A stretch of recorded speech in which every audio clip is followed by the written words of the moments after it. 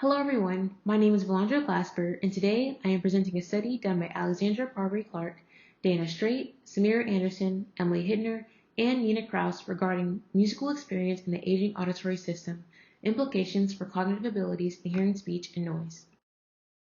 First, I'd like to start off by defining a few terms and abbreviations. SIN is short for speech and noise, and temporal acuity can be defined as the ability of the auditory system to separate rapidly occurring temporal events. A few important basics to know for this study are that aging negatively impacts the ability to understand speech and noise. A decrease in cognitive skills, along with reduced perceptual acuity, contribute to this difficulty. In general, listening to speech and noise requires an active combination of both cognitive processes such as learning and memory, and perceptual processes that help distinguish target sounds and noise. As listening conditions become harder, hearing becomes more dependent on recruitment of attentional and working memory resources.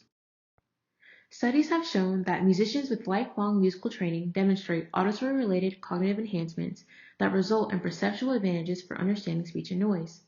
Past studies on the topic have been conducted on young people and have found that positive correlations between musical experience and better speech and noise perception exist, with functional and structural changes at the cortical and subcortical levels supporting these conclusions.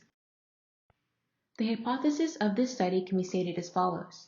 Similar to young adults, older musicians will demonstrate an enhanced SIN perception, and this enhancement relates to greater auditory-specific cognitive and perceptual performance in the given tasks.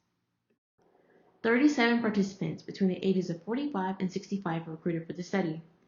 Musicians were required to have begun training at or before age 9 and have consistently played throughout their life. No particular instrument type was required, and individuals in this group played a variety of instruments including the piano, cello, clarinet, violin, oboe, trombone, and French horn. Non-musicians, on the other hand, were required to have less than 3 years of musical experience. To test speech perception and noise, a hearing and noise test, abbreviated HINT, was used. Participants repeated short, semantically and syntactically simple sentences presented in speech-shaped background noise. Next, a quick SIN test, or quick speech and noise test, was given to test differences in speech perception. Here, speech was presented binaurally. Sentences given here were syntactically correct, yet did not contain many semantic or contextual clues. Participants were then asked to repeat each sentence, and the number of correct target words recalled were marked. The final test for speech perception and noise was the WIN test, words and noise test. Parameters here were the same as in the SIN test, with the only difference being participants were to repeat the words heard instead of sentences. Working memory was tested by the Woodcock-Johnson 3 test of cognitive abilities. The AWM, Auditory Working Memory subset, required participants to reorder and dictate series of digits and nouns in sequential and reverse order. Finally, a backward masking subtest was used to test auditory temporal acuity. A different tone target was presented before one of the 3 noise sounds made by computer-generated characters, with the tone offset coinciding with the noise's onset. Participants were to indicate which character presented the target tone prior to the masker. Overall, musicians demonstrated a greater proficiency on perceptual and auditory-based cognitive measures. In comparison to non-musicians, musicians had enhanced SIN perception, auditory working memory, and auditory temporal acuity. As seen in Figure 1, musicians demonstrated lower thresholds than non-musicians for all 3 speech and noise tests.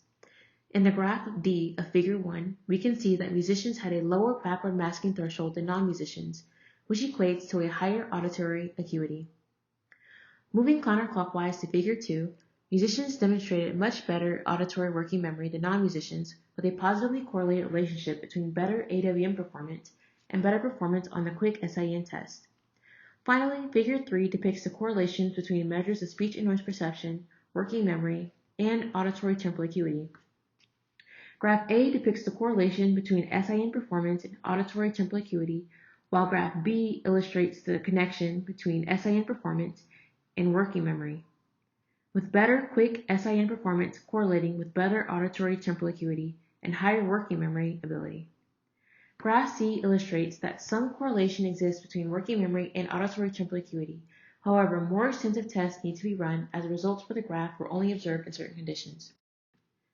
Ultimately, the hypothesis did prove true, as musical training was found to enhance auditory working memory and SIN perception in older individuals, similar to the study done in young adults. Moreover, these results indicate a positive impact of lifelong musical training on auditory perception and cognitive processes that could allow older adults with this background to be better equipped to deal with auditory perceptual demands in the future. A continued growth in the older population means that there will be an increase in the prevalence of problems with auditory and cognitive processes. Studies such as this one indicate that extended musical training has a positive impact on the aforementioned processes and can be useful in determining the effectiveness of musical training to offset age-related auditory communication disorders, as well as slow the normal age-related decline of the auditory system.